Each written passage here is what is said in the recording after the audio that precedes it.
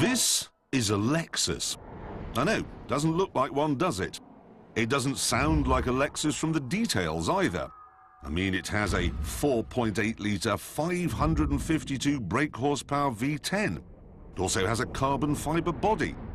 And it does 0 to 60 in 3.7 seconds and has a top speed of 200 miles an hour. This is what happens when you tell Lexus engineers to stop making quiet, dull saloons for people who play golf. Let off the leash, they go mad and make this, the LFA.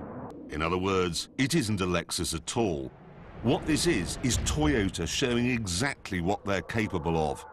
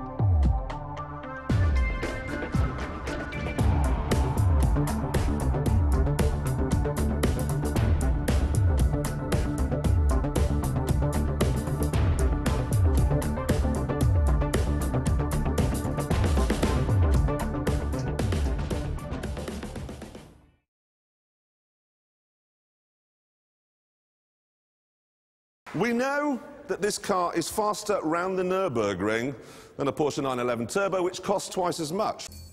On normal roads, all Japanese cars are limited to 112 miles an hour. But the GTR's sat-nav system knows when it gets to a racetrack and simply turns the limiter off. It's hard to say how much power the GTR develops because each engine, as I said last week, is hand-built, and each one is therefore a little bit different. With the launch control engaged, I did 0 to 60 in 3.5 seconds, and flat out, it's even more impressive. Partly that's down to the million horsepower 3.8-litre twin-turbo V6, and partly it's down to the shape of the body. It looks like a discordant mess, like Stravinsky designed it. But every crease and every angle, even on the door mirrors, is there to channel air to that big rear spoiler. The result is absolute stability and a top speed of 193 miles an hour, and that's impressive for a car that's quiet and comfortable, a car with 4 seats. And it's especially impressive when you think it wasn't really built for straight-line speed. Mostly it was built to mash your mind in the corners. The axles are assembled on hydraulic rigs that replicate the weight of the car, so the geometry is bang on before the suspension is bolted to the body. It uses its yaw sensor and G sensor to measure actual yaw rate and can then adjust the damptronic shock absorbers and the four-wheel drive system every 100th of a second to bring the car into line with a preordained target. The GTR can corner so fast and so violently, each wheel has a special knurling on the rim to stop the tyres coming off. You know, a lot of modern cars now have those headlamps that swivel when you turn the steering wheel? Yes. Do you know why the GTR doesn't have that? Save weight. No, it's because the motors in that sort of headlamp can't keep up with the speed that thing changes direction.